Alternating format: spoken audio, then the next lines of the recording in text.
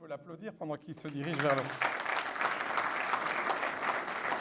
Où tu veux, voilà. Diderik Legrain est un ami, il est aussi chroniqueur IA chez Trends Tendance, il est formateur, conférencier dans cette matière-là. N'hésitez pas dans vos cabinets respectifs je fais de la robe tape, il ne m'a pas demandé, à faire allusion, à faire appel à ses services. Il est excellent, très didactique et il connaît bien les problématiques des PME, puisqu'il a aussi été dans une autre vie homme de médias, donc il sait être pédagogue.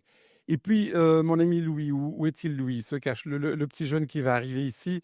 Bonjour Louis, on l'applaudit aussi. Voilà. Alors Louis, il est hybride, si je puis dire, dans le sens où il est consultant en Boston Consulting Group, mais il est aussi philosophe, plus qu'à ses heures perdues. Je pense que c'est peut-être même cette deuxième casquette qui l'intéresse le plus. Et il se positionne aussi, en tout cas c'est comme ça qu'il se présente sur LinkedIn, comme éthicien de la technique. Il en parlera. Et donc, il connaît forcément l'IA en bon ingénieur de gestion et en bon consultant. Mais il a aussi écrit l'un ou l'autre bouquin. Le dernier, c'est Bonjour ChatGPT. Voilà. Et donc, lui parlera plutôt des aspects plutôt quand on veut donner du sens à quelque chose, mais il pourra aussi parler des choses pratiques. Et puis, notre ami, le grand ami de l'ordre, Bruno Calment. Il est où, mon ami Bruno? Voilà.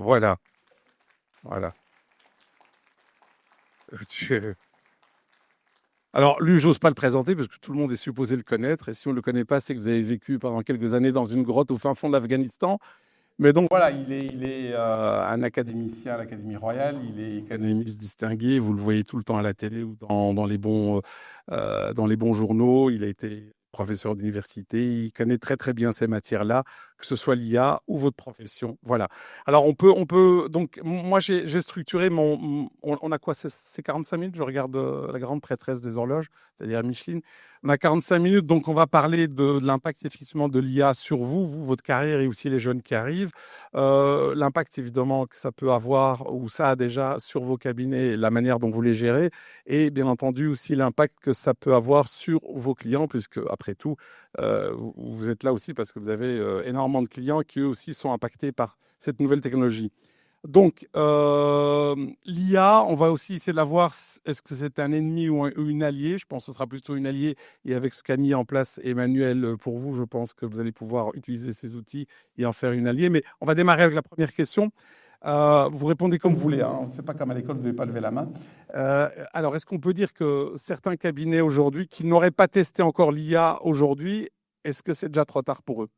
Moi, ce que j'observe et qui est conforme à ce que je lis, et ce que je vois, ce que j'observe quasiment tous les jours dans ma mission de conseil en entreprise, ce sont des entreprises ou des individus à titre individuel ou au titre d'une entreprise qui n'ont le plus souvent jamais dialogué avec une intelligence artificielle. Alors, il y a plusieurs sortes d'intelligence artificielle. On va parler ici plus spécifiquement des IA génératives. C'est le ChatGPT. Bonjour ChatGPT. Oui, d'accord, ok, je vais parler plus près du micro. Ce que j'observe, c'est généralement une méconnaissance totale de ce qu'est l'intelligence artificielle. Je suis stupéfait de voir des sondages, des études qui disent que les 3/4 des Belges ont déjà utilisé ChatGPT. Selon moi, c'est plutôt 5% des Belges qui ont utilisé ChatGPT. La plupart des personnes se contentent des échanges avec l'intelligence artificielle et souvent sont déçus. D'ailleurs, en se disant c'est quoi cette hype autour de l'IA, c'est quand même pas terrible. Et alors, est-ce que c'est trop tard? Non. Ce sera jamais trop tard pour apprendre quelque chose. Mais commencer la conversation, comme je dirais maintenant. Alors, il y a des formations, on vous dit, on parle de prompt engineering, c'est-à-dire comment on fait des bonnes requêtes à l'IA, etc. Il y a d'autres moyens d'utiliser l'IA, beaucoup d'autres moyens. L'IA ne se limite pas à l'IA générative, mais l'impact de ChatGPT ou d'autres modèles d'IA de ce genre-là, comme, je vais mettre de côté Copilot, mais comme Claude, NotebookLM, Gemini et j'en passe et des meilleurs, il est fabuleux déjà à titre professionnel pour l'individu. Vous gagnez en qualité et en temps. Vous devez gagner plusieurs heures par semaine. Pour ça, il ne faut pas juste apprendre à prompter, à poser 2-3 questions à ChatGPT. Il faut vraiment entrer dans un dialogue, je dirais presque. Et je sais que Ça va choquer Louis que j'ai dit ça. Chacun son tour. Je connais un petit peu Louis. J'ai eu l'occasion de l'interviewer il y a quelques mois. Et à ce moment-là, j'étais d'accord avec lui de dire les gens croient qu'on humanise trop ChatGPT, ce n'est qu'un algorithme. Je suis revenu de cette impression. Pour moi, ChatGPT est plus que et l'intelligence artificielle générative. Ce sont toujours des algorithmes, des 1 et des 0. Mais pour moi, il y a quelque chose de plus impressionnant. Je vois que M. Coleman n'est pas d'accord non plus. Bruno, allez-y, M. Coleman. Mais peut-être un mot, je rebondis parce qu'il y a peu de gens qui ont compris qu'il y avait en fait eu deux évolutions dans l'intelligence artificielle. Il y a la voix symbolique qui a été utilisée pendant très longtemps, qui est en fait effectivement sur base d'algorithmes. Et la découverte de ChatGPT, c'est une voix déductive. Donc c'est comme si on apprenait un modèle de réagir à certaines situations, que ce soit grammaticales ou autres. Et puis il y a l'autre voie qui est la voie inductive, qui est la voie connexionniste, qui est la base en fait de ChatGPT, mais aussi de Perplexity ou de Grok ou d'autres modèles. Et donc en fait c'est basé sur ce qu'on appelle un système neuronal, c'est-à-dire que c'est pas une machine qui apprend ce qu'on lui a dit d'apprendre, c'est une machine qui commence à avoir une certaine autonomie de pensée, comme si chaque information qu'on lui fournissait était éclatée en des millions d'informations, recomposées, décomposées. Donc c'est quelque chose de bien plus profond. C'est comme si notre cerveau était en fait en profondeur plus intense. Un jour, ces deux voies vont se retrouver, parce qu'une intelligence artificielle n'est pas capable de savoir ce qu'est un soleil, n'est pas capable, elle peut reconnaître une image de soleil, mais ce n'est pas ce que c'est le soleil. Elle n'a pas de réflexe, pas de toucher, pas de sens. Donc un jour, ces deux voies vont se réunir. Et ce qu'il faut, je pense, comprendre, c'est qu'on n'est qu'au début, mais vraiment au tout début de quelque chose de gigantesque. Et probablement, on aura, d'ailleurs, il y avait un très bon article du Trends qu'un dirige qui était consacré il y a quelques semaines, on aura des agents d'intelligence artificielle qui vont faire des tâches pour nous. Gérer nos agendas, gérer nos courses, gérer nos rendez-vous, etc. Tout ce qu'on peut faire. Donc, on est vraiment au début de quelque chose. Et je pense que la profession, votre profession, je suis aussi moi-même expert comptable et conseiller fiscal, cette profession qui est en fait un mélange du chiffre et du droit va être impactée de manière extrêmement positive. Donc la valeur de l'expertise comptable va être moins une réplication de ce que des codes peuvent fournir, mais plutôt une qualité relationnelle. Et on verra ça dans tous les domaines, que ce soit la banque et autres. Donc, on est vraiment au début de quelque chose. Et la question n'est pas de savoir si l'intelligence humaine va disparaître ou pas. Bien sûr que non. Mais elle va être supplémentée en grande partie, en partie croissante, par l'intelligence artificielle. Et donc, c'est de ça, je pense, qu'il faut prendre la mesure. Alors, j'ai compris que vous avez besoin tous les trois de vous échauffer, mais j'ai déjà vu que Louis n'était pas d'accord. Je vais pas poser la même question à tous les trois, sinon on sera encore là demain à 14h. On va démarrer sur une autre question. Et je te regarde, Louis. Est-ce que justement l'IA telle qu'elle est pratiquée aujourd'hui, elle permet quoi? D'automatiser des tâches ingrates chronophages? Ou est-ce que ça permet aux humains qui sont promotionnels du duché, qui sont ici, de mieux se positionner et d'être de meilleurs conseillers par rapport à leurs clients? Je ne pense pas que ce soit mutuellement exclusif. Je pense que les deux, mon capitaine. Peut-être juste avant, je voudrais revenir dans la salle. Qui a déjà utilisé ChatGPT?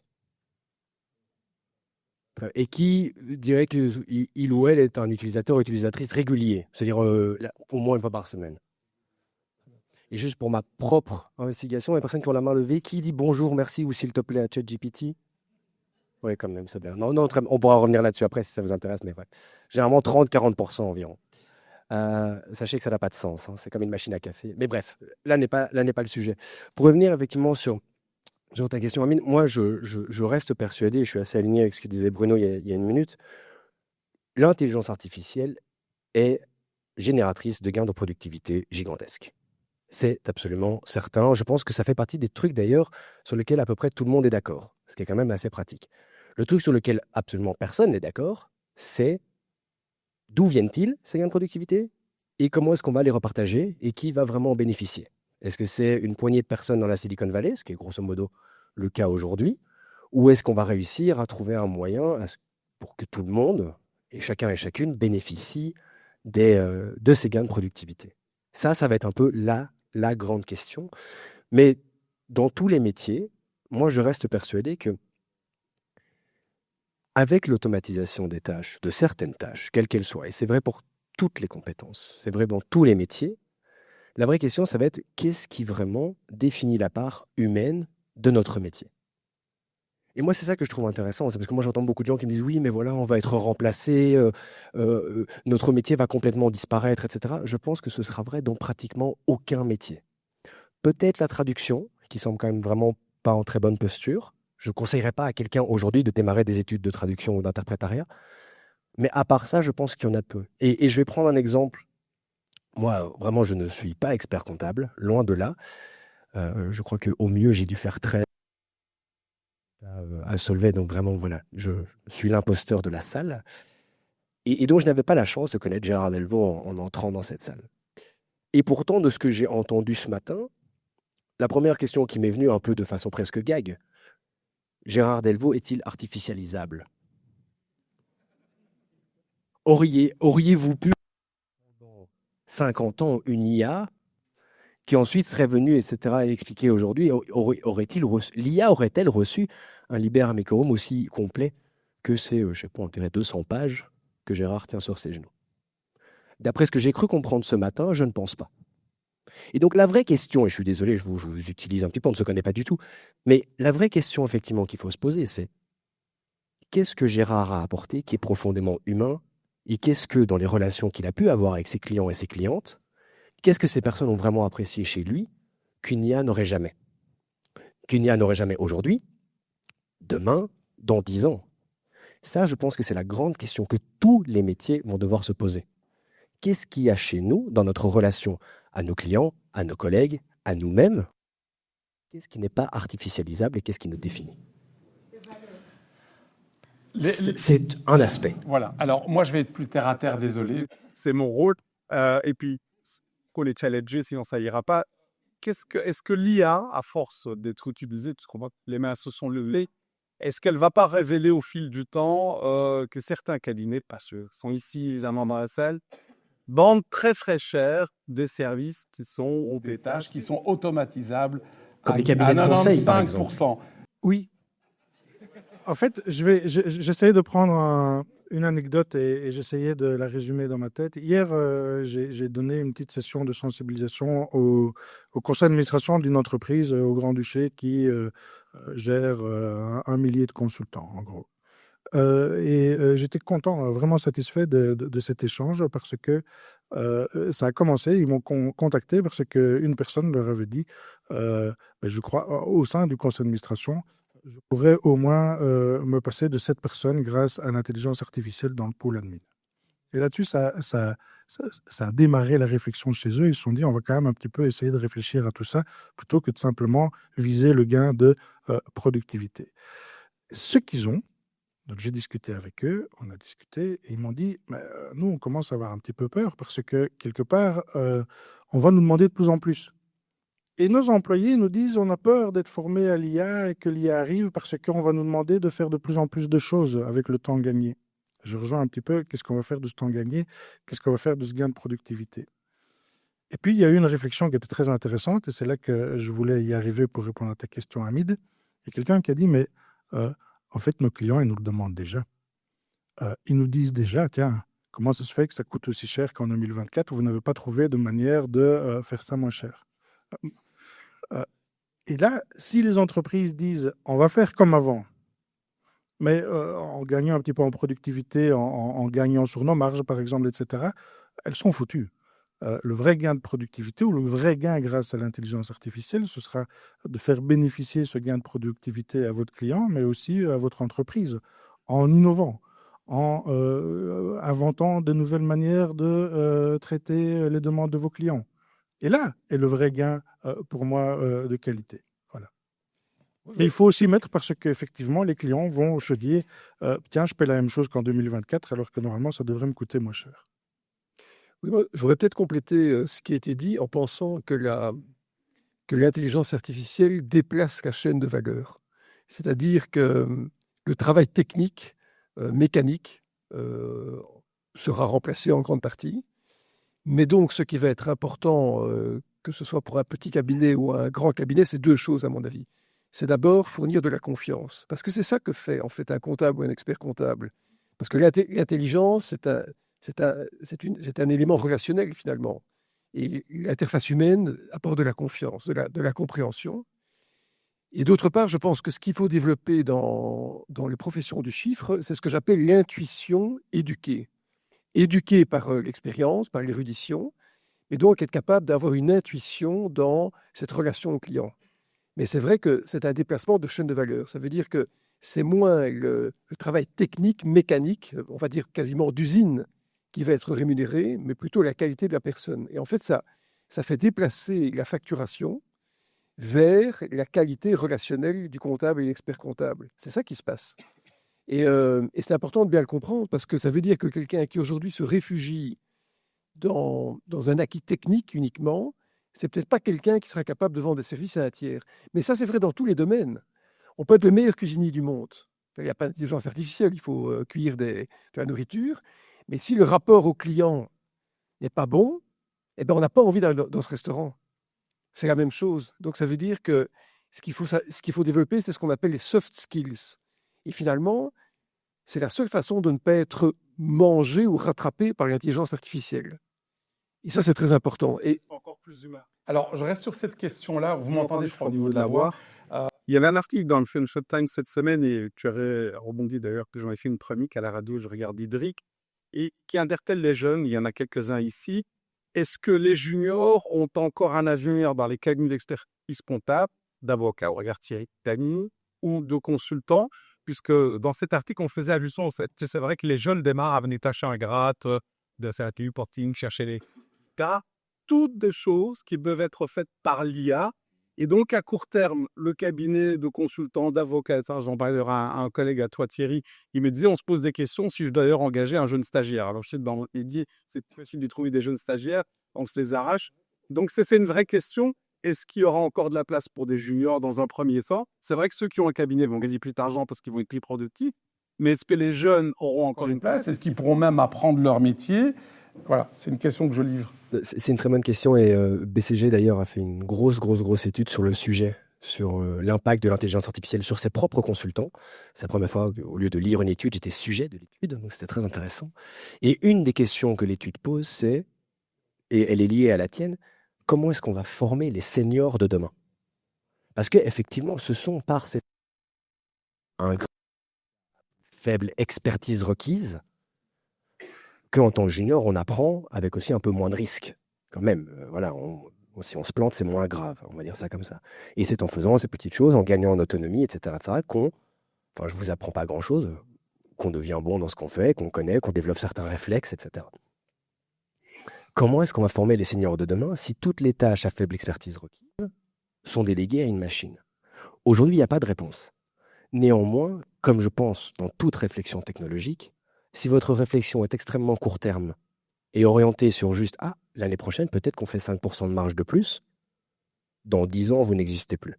C'est le principe d'un exercice stratégique, c'est de se dire « Je ne réfléchis pas à l'année prochaine, je réfléchis à 3 ans, 5 ans, 10 ans ».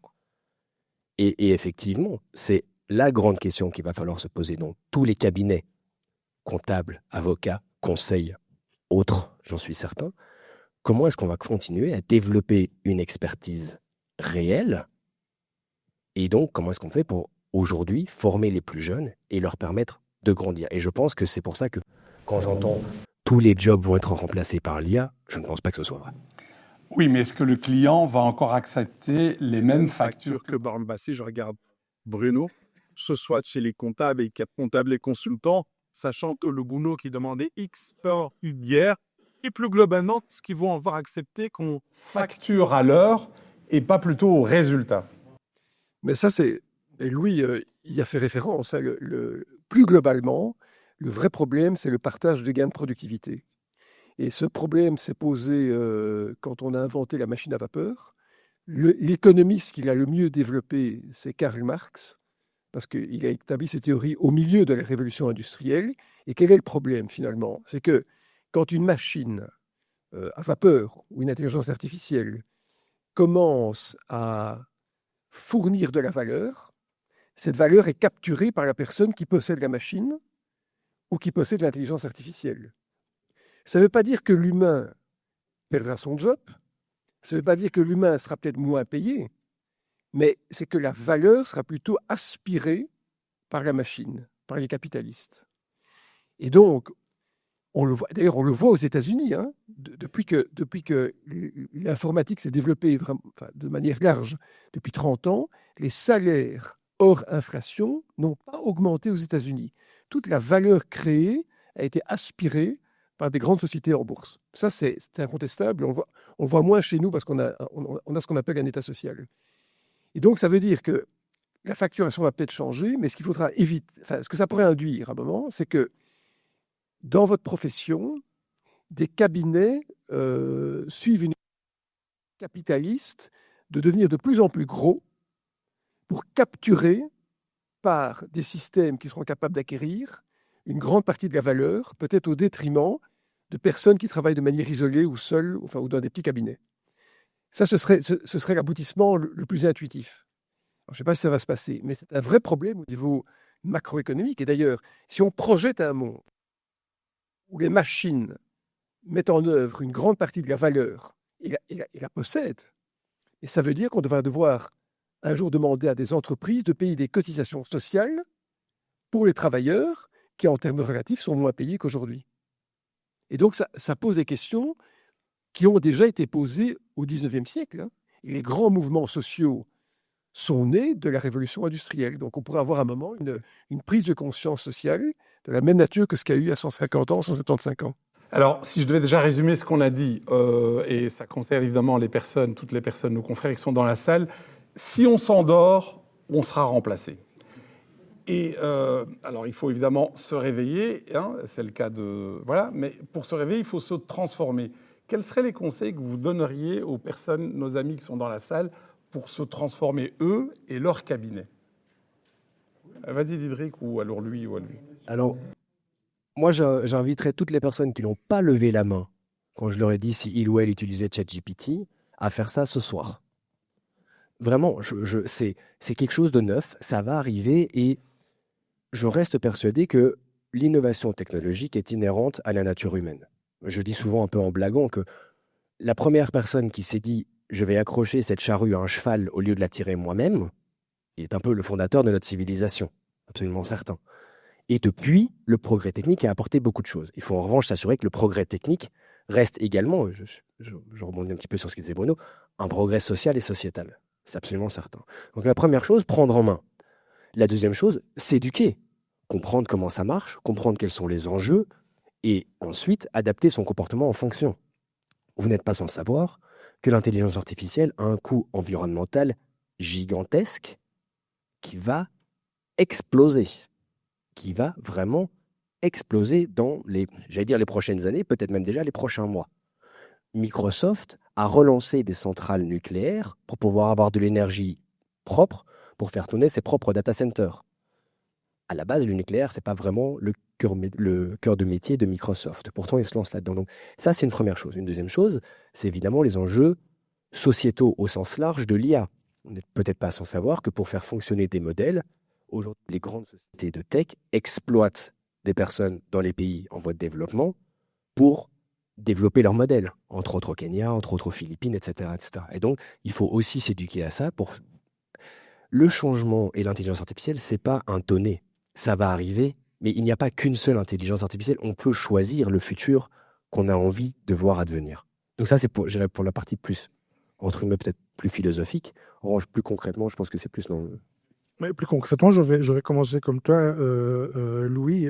C'est-à-dire que moi, je suis toujours étonné de voir le manque d'intérêt, je dirais presque le manque de curiosité, voire peut-être même la paresse intellectuelle, des professionnels par rapport à l'intelligence artificielle générative. Pour la première fois, on a une technologie extrêmement puissante qui ne nécessite aucune espèce de compétence particulière puisqu'elle est conversationnelle. Vous discutez avec. Et moi, je trouve ça, je prends un exemple, hein, mes parents ont 80 ans passés, ils utilisent ChatGPT. Et pour une fois, ils sont contents d'avoir quelque chose qu'ils comprennent. On leur offrait des iPhones, ils ne savaient pas comment ça fonctionnait. On leur offrait des trucs, etc. Aux anniversaires, ils ne comprenaient pas. ChatGPT, maintenant, leur rend beaucoup de services, des services tout simples, mais parce qu'ils la comprennent. Et donc, ça, c'est la première chose. La deuxième, c'est ne laissez pas, vous, en tant que chef d'entreprise, laisser l'IT prendre le dessus sur ce process. Ce n'est pas qu'un process IT, c'est un process profondément RH avant tout. Moi, quand je vois dans des réunions de kick-off pour démarrer ce genre de projet, que je vois qu'il n'y a que l'IT et peut-être la direction générale, je dis, il manque quelqu'un autour de cette table, c'est les RH. Vous devez, si vous utilisez ou vous proposez à votre personnel d'utiliser l'intelligence artificielle, ils vont gagner du temps. Il faut leur dire ce que vous allez faire de ce temps. Vous n'avez pas envie d'aller voir votre directeur si vous avez connu un jour le statut d'employé pour dire maintenant je fais ce que je faisais en 5 jours, maintenant je le fais en 4 grâce à tes formations.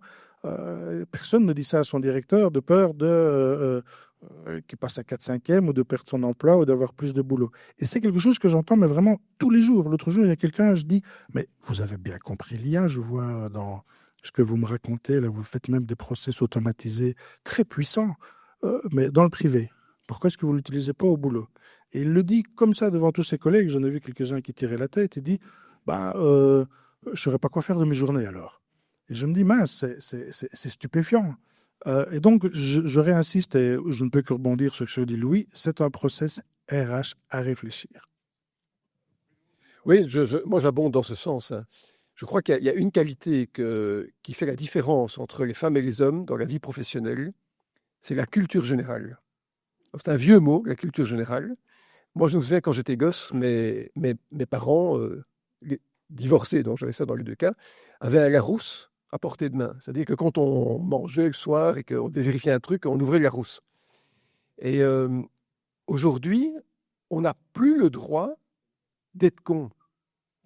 On n'a plus le droit d'être con parce qu'on a tellement de sources d'informations gratuites, tellement de capacités d'analyser, de réfléchir, de s'interroger sur la ligne du temps, d'apprendre des choses, que celui qui ne le fait pas est d'office déclassé.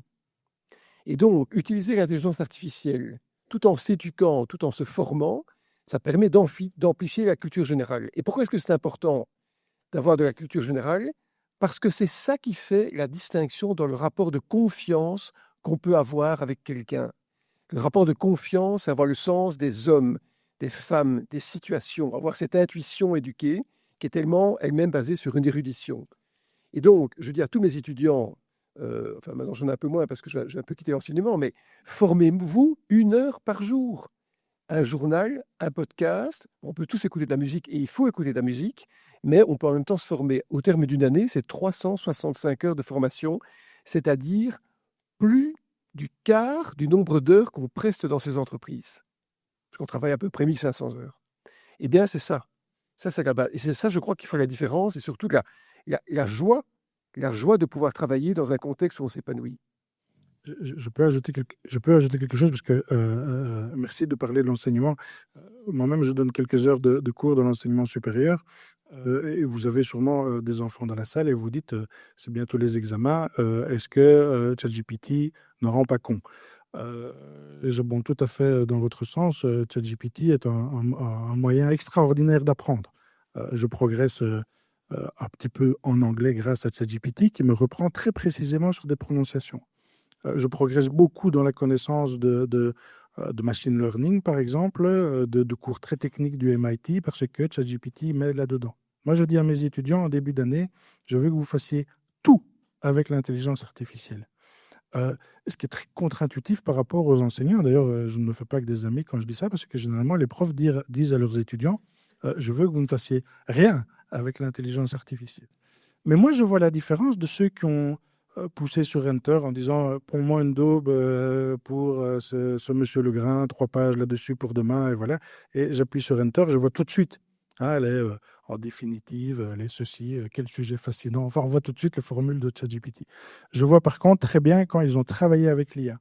Travailler avec l'IA, ça ne veut pas dire laisser travailler l'IA à votre place, c'est vraiment travailler avec l'IA. Vous avez quelque chose qui peut amplifier vos compétences. Et donc, la question le conseil que je vous donnerais, c'est de vous-même identifier tous les jours une tâche que vous allez faire avec l'IA. Même si vous n'arrivez pas au bout de cette tâche, au moins vous aurez appris quelque chose sur le fonctionnement de l'IA.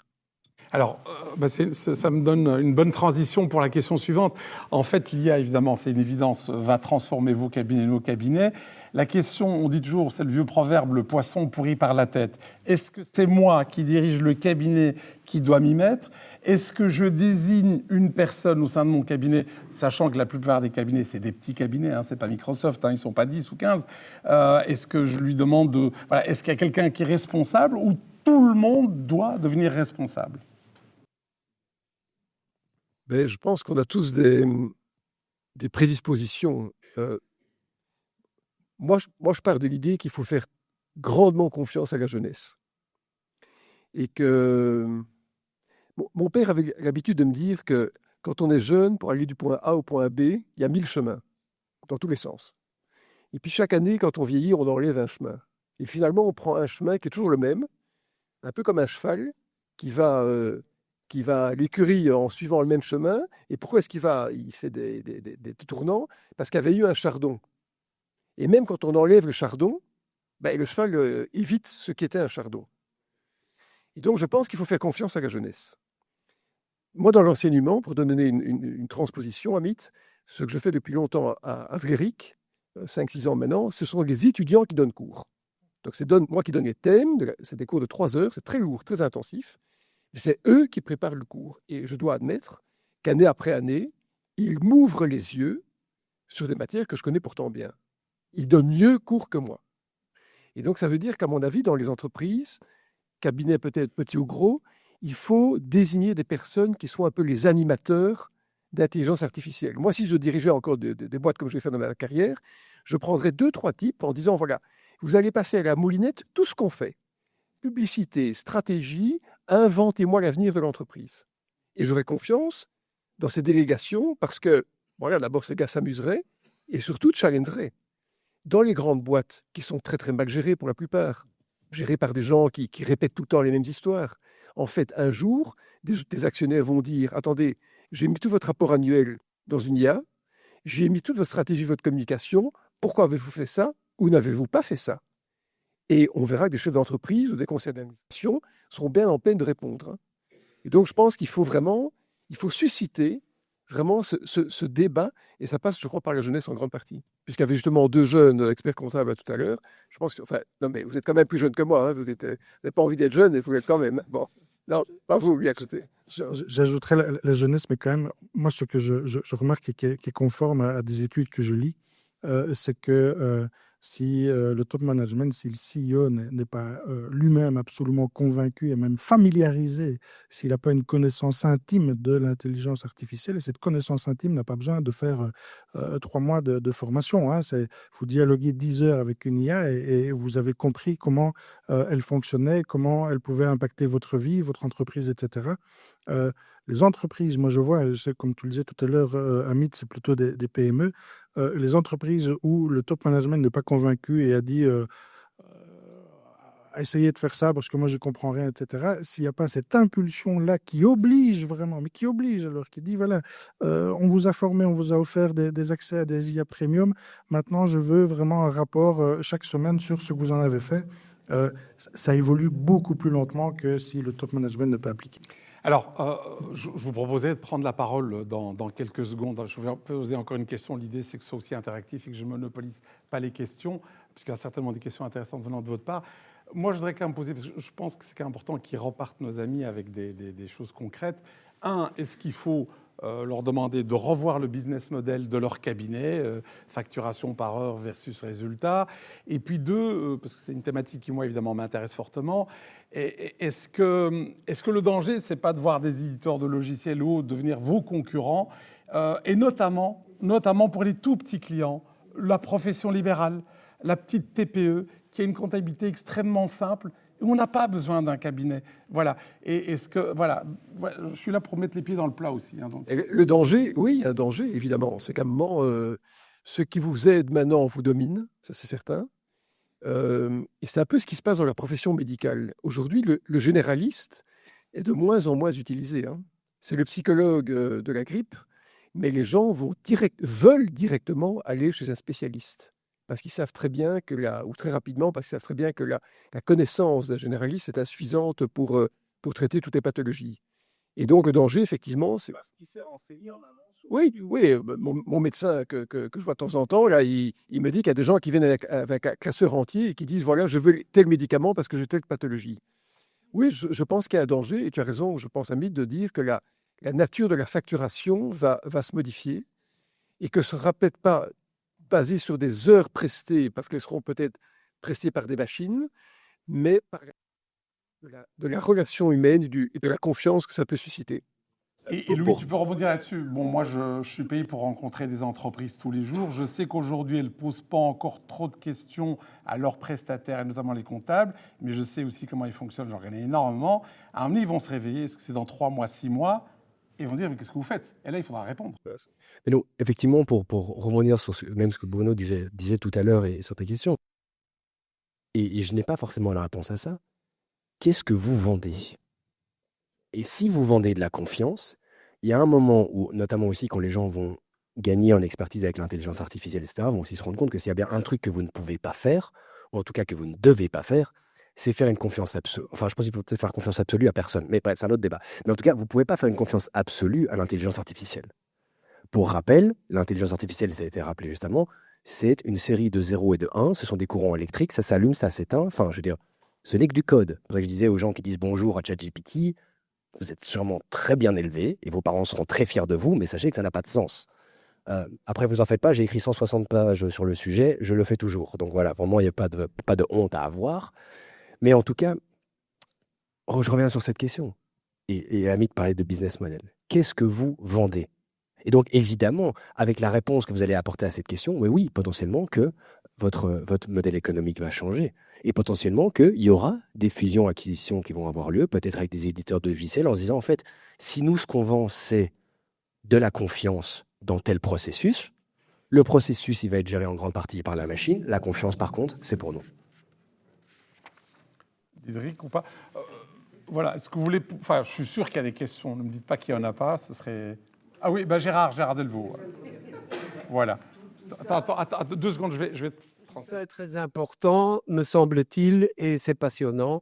Et je regrette d'avoir 80 ans parce que, bon, voilà, il y aurait encore pas mal, disons, de choses à faire. Mais je ferai quand même certaines choses en partie. Mais disons que, bon, c'est après, pour nous, dans notre métier, ben voilà, ça va faciliter les choses. Et c'est toute la valeur ajoutée qu'on doit mettre en évidence. Tout ce qui est post, il y a la confiance évidemment avec le client, mais c'est tout ce qui est post, vous recevez un bilan, vous devez pouvoir l'interpréter, le lire, donner les conseils, les bons conseils de rentabilité et autres. Et là, je crois que nous devons continuer les formations dans ce sens-là. Alors moi, j'ai une question quand même importante. On parle d'intelligence artificielle. Vous avez parlé tout à l'heure de renforcement des centrales de manière telle, oui, à pouvoir, comment vais-je dire, au point de vue écologique et autres, mais il y a quand même un danger. Et là, la sécurité, je crois, devra être mise en évidence également de tous ces systèmes, parce qu'on risque alors à un certain moment d'avoir, disons, des catastrophes. Donc, je crois qu'on n'insiste pas suffisamment, me semble-t-il, même dans notre profession, sur la sécurité, disons, des systèmes. Et là, je crois que c'est une question, disons, en soi. Cette question de sécurité des informations, elle est cruciale. Et il se fait que le fameux cloud, hein, c'est-à-dire les endroits où on mémorise l'information, sont en fait américains. Et que donc, oui, mais attendez, un jour, si le protectionnisme américain se déplace dans le domaine de l'information, l'Europe n'a pas de plan B. Et c'est extrêmement... Et peu de gens dans le domaine politique, mais enfin Michel, à mon avis, Michel Clay sera plus à même de moi, que moi de répondre à ces questions, mais on est en grand danger, en grande dépendance. Donc il y a n'importe quelle entreprise industrielle de taille moyenne est attaquée à peu près 500 000 fois par an par des cyberattaques. 500 000 fois. Donc, c'est pas que c'est une question d'une fois de temps en temps, hein, c'est tout le temps, tous les jours. Et donc, ça veut dire qu'effectivement, il y a un véritable danger. Mais ce que tu dis, Gérard, est tellement important. C'est évidemment, je répète, hein, ce qu'un comptable ou un expert comptable vend, c'est de la confiance. Ce qu'un dirigeant d'entreprise vend, c'est de la confiance à des actionnaires qui ont investi du capital dans son entreprise. C'est toujours la même chose. Et donc, on ne demande pas finalement à un chef d'entreprise comment il gère sa boutique, comment les systèmes marchent. On lui demande simplement d'être à la hauteur de la confiance et du risque que des actionnaires ont pris dans leur société, dans sa société. Et alors, vas-y, Dudrik, vas-y. Non, je veux pas te... La sécurité, c'est pas juste d'ailleurs aussi les données, mais c'est aussi l'alignement. On nous annonce l'arrivée d'IA générative forte, d'IAG dans les 2-3 ans. Donc, c'est-à-dire des IA qui sont capables de procéder à peu près à toutes les tâches cognitives qu'un esprit humain peut faire. Juste pour rappel, ça fait à peu près 10 ans qu'on nous annonce les IAG dans 2-3 ans. Bon, c'est vrai, même davantage que 10 ans. Il se trouve quand même que il y a quand même beaucoup plus, même dans les chercheurs qui avant étaient un petit peu sceptiques sur ce genre de choses-là, commencent à dire on y arrive quand même tout doucement. Il y a le problème de l'alignement qui est de dire, pour l'instant, vous avez tous discuté avec des IA génératives, elles sont bienveillantes. Comment s'assurer qu'elles le restent encore dans le futur? Alors, ça fait un petit peu science-fiction, mais je vous assure qu'il y a des chercheurs, des universités et même les concepteurs des IA qui travaillent très très fort à l'alignement des intelligences artificielles par rapport aux objectifs que l'humain leur assigne. C'est un domaine tout à fait passionnant. Et malheureusement, les résultats des études ne sont pas toujours super rassurantes à ce niveau-là. Et je vous invite à regarder, d'ailleurs, vous cherchez dans OpenAI, c'est ceux qui ont fait ChatGPT, vous mettez alignement, spécification, etc. Il y a c'est un truc de 50 pages où ils expliquent les règles qu'ils donnent à l'IA pour qu'elle soit encore conforme avec l'utilisation. C'est très important même pour vous parce que vous manipulez des données très sensibles qui sont les données fiscales de vos clients. Est-on toujours sûr qu'à un moment, elles seront utilisées à bon escient par l'IA en dehors des données, en dehors des conceptions géostratégiques, etc. Moi-même, je suis client d'un expert comptable. Chaque fois que je le vois chaque année, je suis comme beaucoup de gens, je pense, beaucoup d'entrepreneurs, je ne comprends pas tout ce qu'il me dit. Et je n'ai droit qu'à 1 heure avec lui. Donc, depuis 2 ans, je rentre chez moi et je mets tous les documents et je demande à ChatGPT de me répéter, de me réexpliquer. Une étape toute simple que vous pourriez mettre en place, c'est de faire un chatbot avec les documents de vos clients, que vos clients peuvent poser toutes les questions qu'ils souhaitent au chatbot pour comprendre un petit peu mieux ce que c'est que le différentiel ceci ou le report de cela, etc. Petit tip en passant. Non, mais c'est important parce que c'est vrai que dans le métier de la profession des chiffres, on voit de moins en moins les clients et justement l'IA va peut-être permettre de libérer du temps pour faire votre métier de départ, c'est-à-dire en fait parler avec le client et surtout l'écouter, Alors, autre question, notamment pour ceux qui n'ont pas levé la main quand lui a dit qui utilise l'IA, c'est qu'il va falloir y aller de toute façon parce que le fisc, lui, va l'utiliser, il l'utilise. Moi, je me souviens toujours d'une interview il y a 2 ans qui m'a marqué, qui était chez mes confrères de l'Écho, et c'est Hans Dont, l'ancien patron de l'administration fiscale, qui partait à la pension, et on lui posait la question, un de mes confrères lui posait la question, est-ce qu'on va avoir un cadastre des fortunes? Il dit, j'en ai pas besoin, avec l'IA, on aura tout. Bruno. Oui, ben, le fisc, en tout cas, aux États-Unis, utilise des méthodes de pistage de fraude depuis 20 à 25 ans maintenant, sur les séquençages de nombres, quand un chiffre apparaît plus souvent qu'un autre, etc. Oui, bien sûr, je pense qu'il y aurait une révolution, l'État va être métamorphosé. Et ça va aller très loin dans le domaine fiscal, par exemple, hein, parce que l'État va pouvoir, et ce n'est pas fait maintenant, quand une loi sera imaginée, déterminer avec une intelligence artificielle quelles seront les adaptations de comportement que ça va générer. Quelles seront les recettes qui vont apparaître ou disparaître. Aujourd'hui, par exemple, quand on dit qu'on va augmenter, j'ai vécu ça chez Renders, quand on va augmenter les accises sur l'alcool, ben on sait que les gens vont acheter leur alcool au Luxembourg et que le gin, la consommation de gin augmente de 700% au Luxembourg et s'effondre en Belgique. Mais si ça passe dans une IA, ça permettrait de moduler les choses. Donc, il y a beaucoup de choses à faire. Mais regardez comment l'IA intervient déjà dans votre vie de tous les jours. Souvent, sur des sites, on vous demande un code à 6 chiffres. Vous savez, vous devez pour vérifier une adresse email. Est-ce que vous avez remarqué combien les chiffres qui apparaissent sont faciles à retenir? Ce sont des séquences faciles à retenir. Donc, vous voyez ces chiffres, immédiatement, vous les mémorisez. Ce ne sont pas des chiffres compliqués. Donc, déjà, les chiffres sont formulés dans les codes à manière telle que vous puissiez les mémoriser et passer de la vérification à leur encodage sur un smartphone ou un PC. Donc, c'est déjà partout maintenant. Ouais, voilà, Emmanuel, voilà. Merci. Moi, j'ai une question. C'est que, donc, avec l'ordre, on a un projet sur l'intelligence artificielle qui progresse. Et on part de l'idée que derrière la puissance de l'intelligence artificielle, il y a peut-être moyen de poser une puissance d'intelligence collective et donc d'utiliser l'intelligence collective plutôt comme un fluide de nos savoirs et de nos expériences. Avec notamment en ligne de fond l'idée que, en fait, si on ne fait pas ça, il n'y a que les grands cabinets qui l'auront. Parce que les grands cabinets, ils ont tous déjà ça, ils ont tous investi énormément. J'en rencontre très fréquemment, quasi toutes les semaines, et toutes les semaines, ils nous racontent un nouveau truc qu'ils ont fait qui est assez bluffant. Et en fait, donc je me dis, ben, non, nous, on peut le faire aussi à l'échelle corporatiste. Mais j'aimerais bien en fait avoir votre avis. Est-ce que c'est juste complètement idéaliste et surréaliste, ou est-ce que ça reste pour vous un projet qui tient la route? Je vais d'abord résumer votre question pour être sûr que j'y réponde bien. Est-ce qu'il est réaliste ou irréaliste d'intégrer l'intelligence artificielle et d'en faire un moteur aussi puissant que pour une grosse compagnie? C'est bien ça? Non. Je vais le résumer autrement.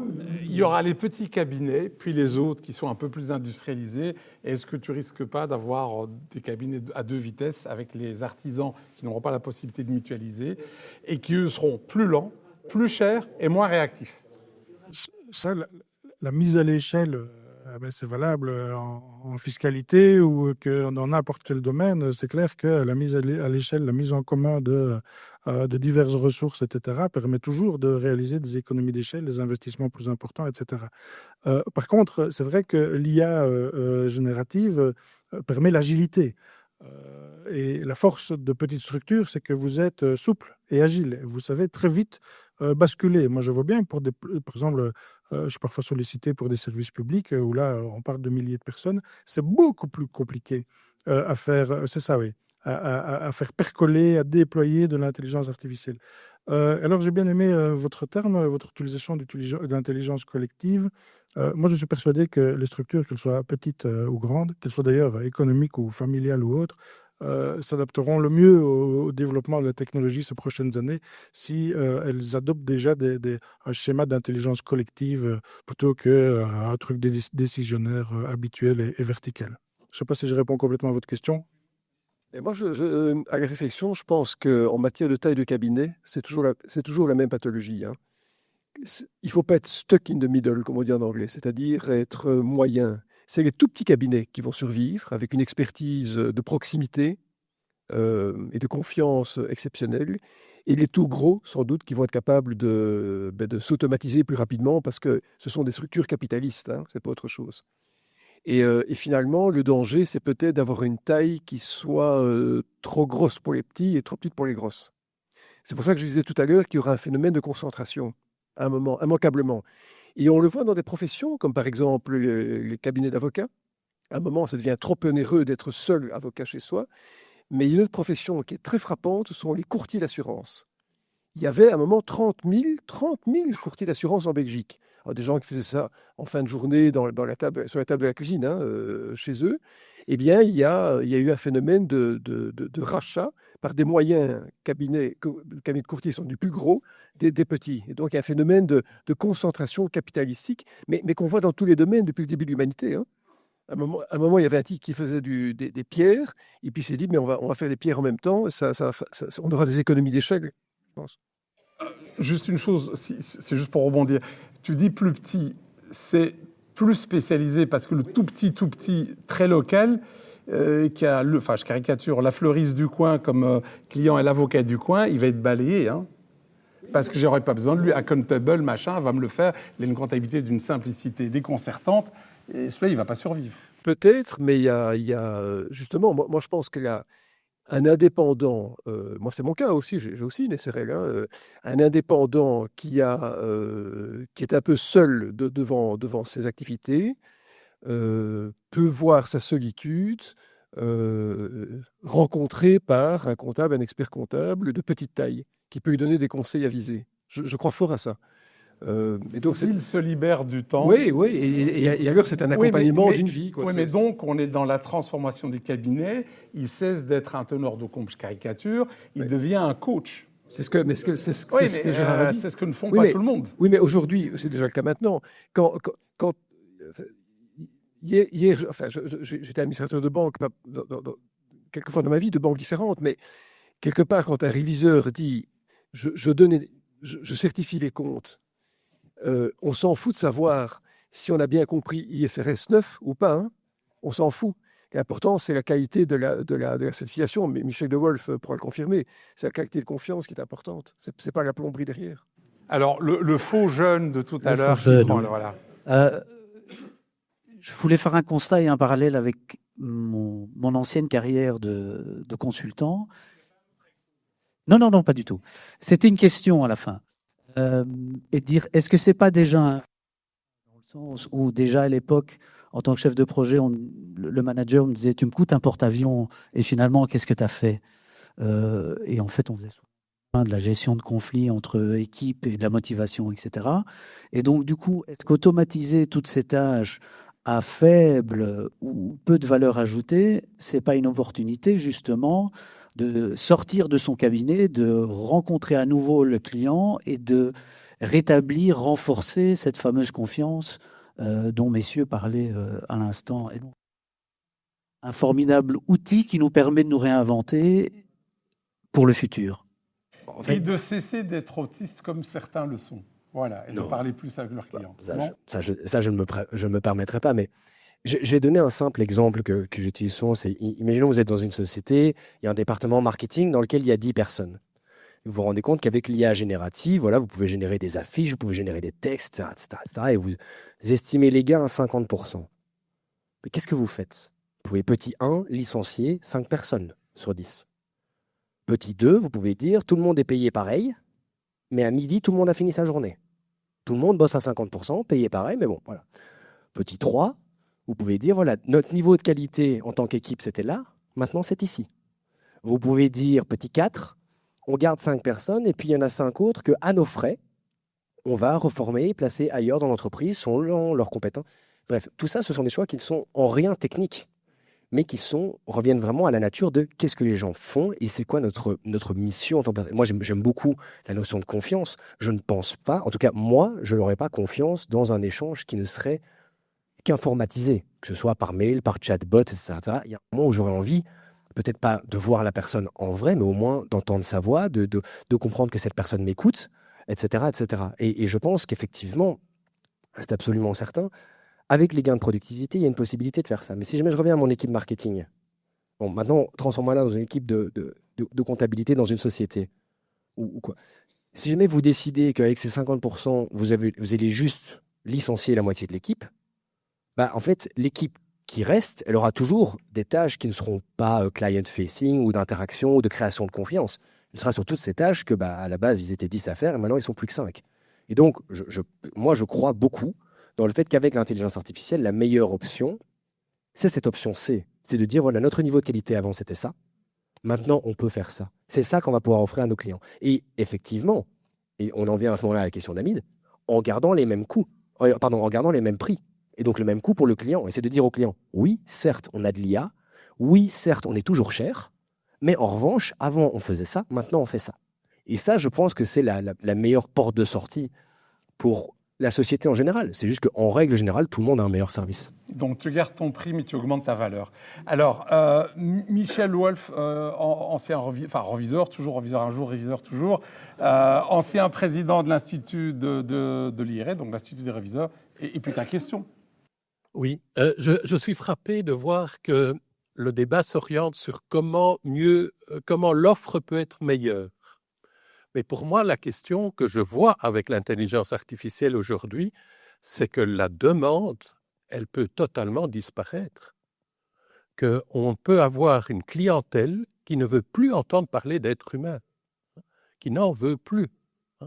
On constate déjà ça aujourd'hui avec le minage de bitcoins et d'autres.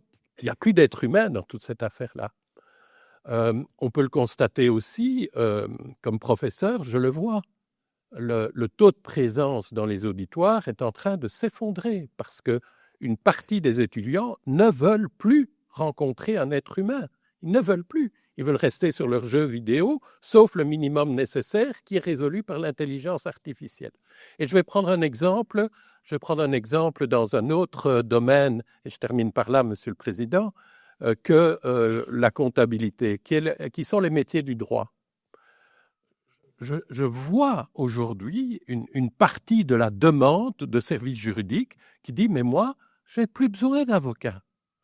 Je vais avoir le ChatGPT qui va me rédiger ma citation, qui va me rédiger mes conclusions, et puis peut-être que bientôt, j'aurai des centres d'arbitrage qui prendront la place des juges professionnels, des juges êtres humains, des juges constitutionnels, et de ces centres d'arbitrage entièrement automatisés qui vont résoudre mon litige. Une partie du public est demandeur de ça. C'est peut-être pas une belle solution pour l'humanité, mais il y a aujourd'hui une partie de l'être humain qui ne veut plus entendre parler d'autres êtres humains, qui s'isole complètement parmi les plus jeunes générations. Et donc, je pense qu'il faut aussi réfléchir en termes de demande.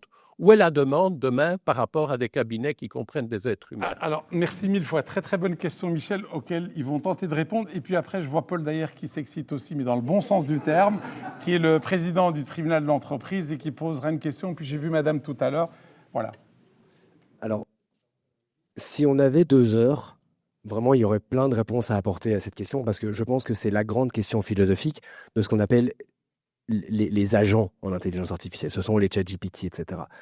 Si vous voulez, j'ai plein de lectures à vous conseiller, notamment Sherry Turkle, qui est sociologue de la technologie au MIT, a écrit un livre qui s'appelle « Seul ensemble ». Et quand elle a dit ça, elle a tout dit. Elle parle notamment des réseaux sociaux, etc., où on est ensemble, mais en fait, on est seul. Aujourd'hui, il y a des applications qui ont un énorme succès, donc une qui s'appelle AI Girlfriend. C'est-à-dire qu'en fait, généralement, enfin pratiquement uniquement des hommes, très déçus de leur vie amoureuse et des applications de rencontres, etc., décident que en fait, le célibat, potentiellement, c'est mieux. Ils créent sur un programme leur petite copine idéale et ils entretiennent une relation avec elle uniquement. Il y a des gens qui se marient avec des intelligences artificielles. Alors évidemment, ce n'est pas encore reconnu d'un point de vue civil, mais je vous entends vous rigoler et vous avez raison, parce qu'il y a un côté cocasse. D'un point de vue sociétal, c'est néanmoins un des grands défis qui s'offre à nous. Et donc, on en revient et indirectement, c'est la même question. C'est-à-dire, en tant que professionnel, quelle que soit la fonction, comment est-ce qu'on est capable d'endosser aussi cette responsabilité sociétale qui est de rappeler à chacun et chacune la force du lien? Je pourrais faire une réponse beaucoup plus longue et je vous invite à lire mon livre parce que j'en parle extensivement là-dedans, mais malheureusement, je n'ai pas forcément le temps. Moi, je pense que Michel de Wolf a raison, mais il y a une distinction entre se poser la question de savoir si on veut voir un humain et si la demande disparaît. Ce n'est pas la même chose. Et le meilleur exemple que je puisse fournir, c'est la bourse. Quand on achète ou qu'on vend un titre en bourse, on ne voit pas la personne à qui on achète ou à qui on vend. Il y a un anonymat qui est généré. Et d'autre part, on part de l'idée que les marchés sont omniscients, savent tout, et donc le prix auquel on achète, c'est le bon prix. Donc ça veut dire que le fait de ne pas voir quelqu'un n'enlève pas l'attribut de la machine, la bourse, à laquelle on s'adresse. C'est peut-être ça qu'il faut creuser comme distinguo, peut-être. Et enfin, juste pour terminer, moi, c'est pas quelque chose que j'observe. De moins en moins d'humains veulent parler à des humains. Moi, parfois, j'ai envie qu'ils ne me parlent pas à mes clients potentiels, par exemple, parce que ça prend beaucoup de temps au téléphone ou en visio, etc. Et donc, je dis souvent, quand des personnes me contactent via mon site en disant « il y a tout sur mon site et sinon, il y a mon chatbot qui répond à vos questions », et non, les gens prennent quand même une visio d'une demi-heure avec moi.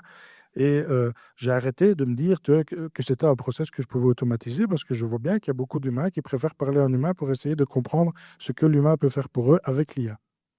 Alors, on va poser la question à Paul d'ailleurs. Peut-être passer le micro. Alors, si je puis me permettre, on ne m'a pas demandé mon avis, mais je vais le donner quand même. Parce qu'il a donné une vision assez dystopique, Michel, et tu as sans doute raison.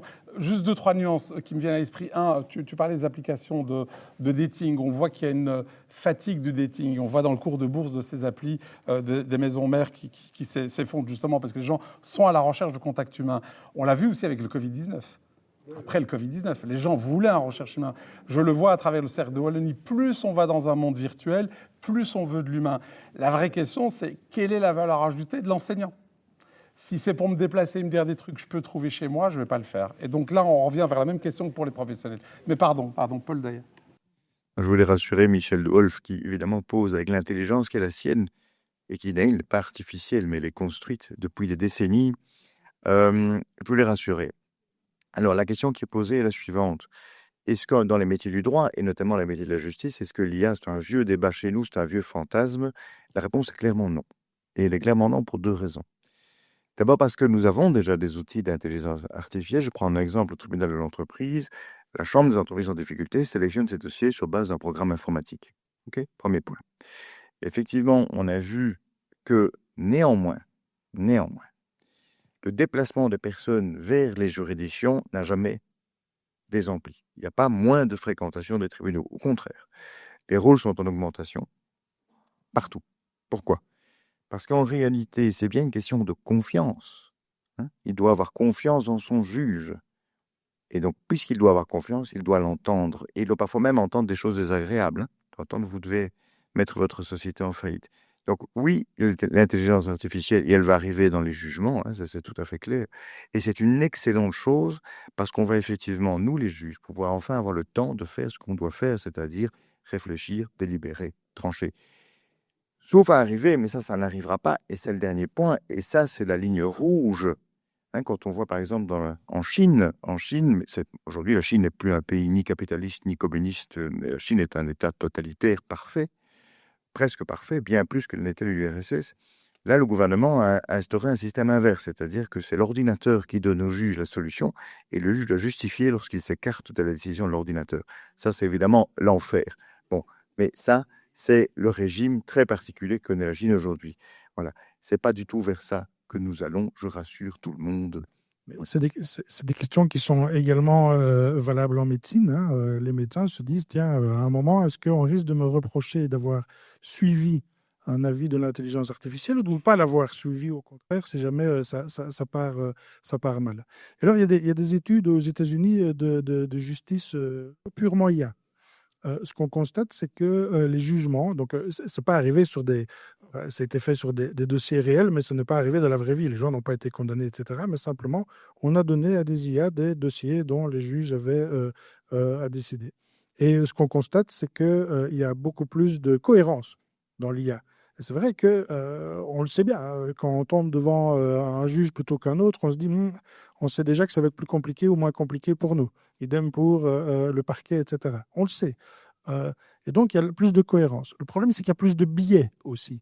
Parce que bien sûr, si on donne à l'intelligence artificielle, d'ailleurs, ce qu'on fait, d'ailleurs, on lui donne toutes nos données humaines disponibles partout, c'est bien quelque chose que l'espèce humaine fait bien depuis des millénaires, c'est de discriminer.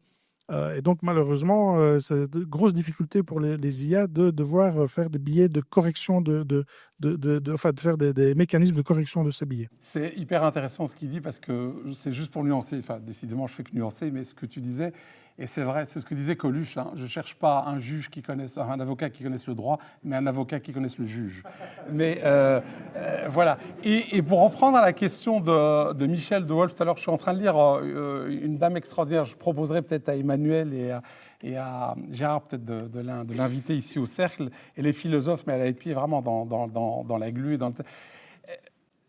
On s'adresse de plus en plus aussi aux machines parce qu'on a perdu notre humanité. On se rend compte que la machine, elle est plus patiente, elle est plus polie, elle est disponible tout le temps.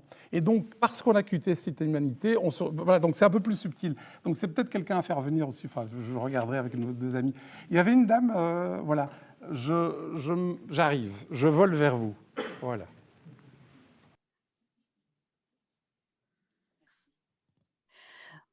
D'abord, merci d'apporter cette lumière sur un monde qui n'est plus virtuel de nos jours, mais qui est une réalité. Et qu'au lieu de résister à cette réalité, autant accepter de s'adapter et d'avoir une meilleure adaptabilité.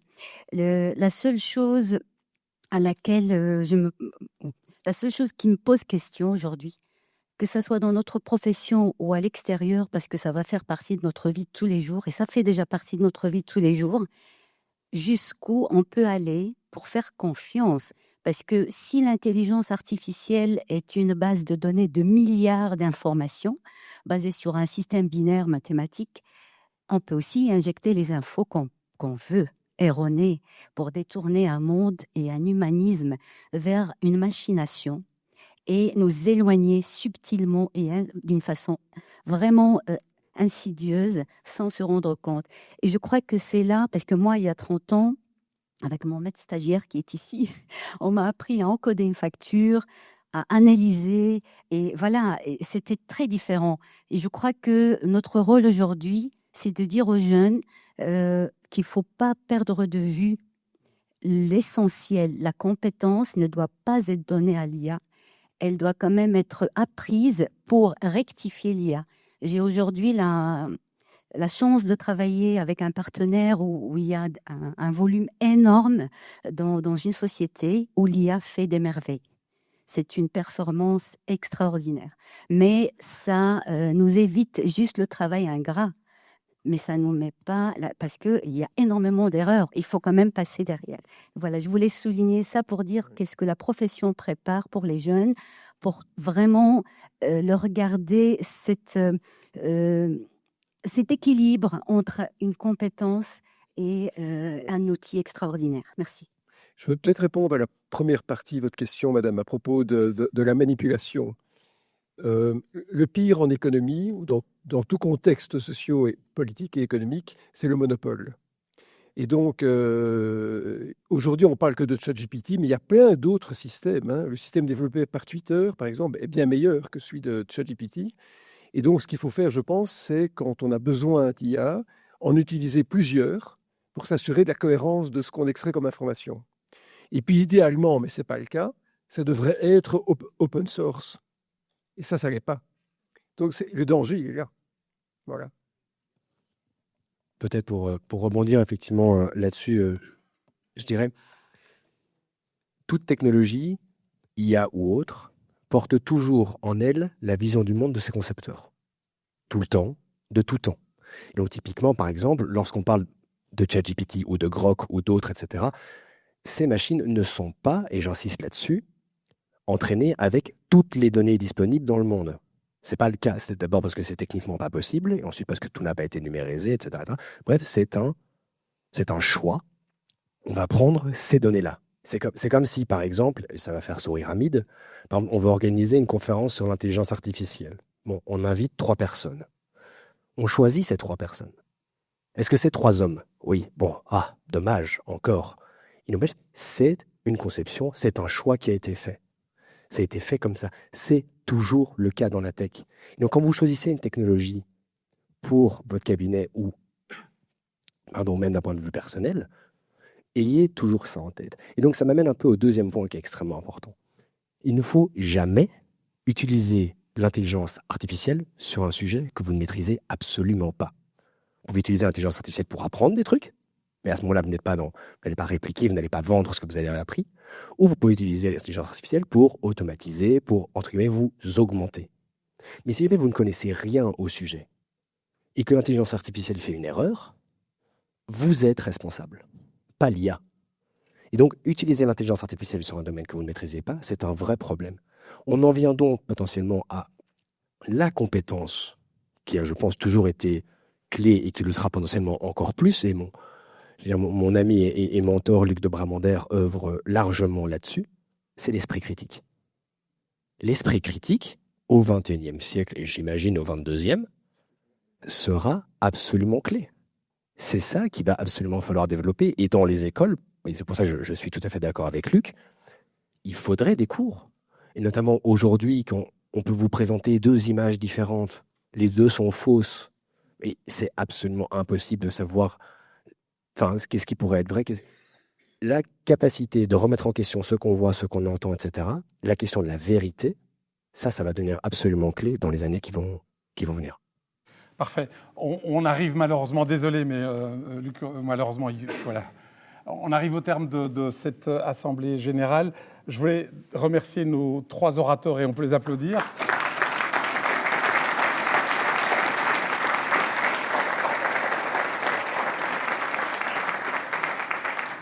Remercier aussi Monseigneur pour sa présence et sa fidélité et sa grande amitié au couple Delvaux, Marie-Cécile. Merci 1000 fois d'être là aussi.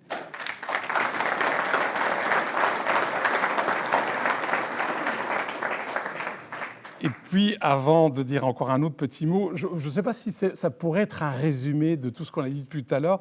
C'est un membre, là, juste derrière, je ne vais pas donner son nom parce que je ne sais pas s'il ne m'autorise pas, j'en sais rien, mais il se demandait, enfin, il m'a donné un petit papier en me disant si on ne pouvait pas résumer tout ceci, en disant qu'on est passé de cabinets du chiffre vers des cabinets de confiance.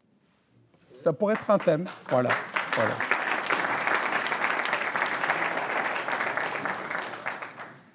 Et puis, il ne reste plus qu'à remercier et à saluer notre maître à tous par une standing ovation, c'est-à-dire Gérard Delvaux. Voilà.